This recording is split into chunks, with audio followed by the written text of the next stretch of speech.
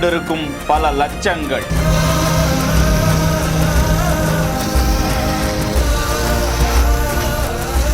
வேகமாக வந்த தீயணைப்பு வாகனங்கள்.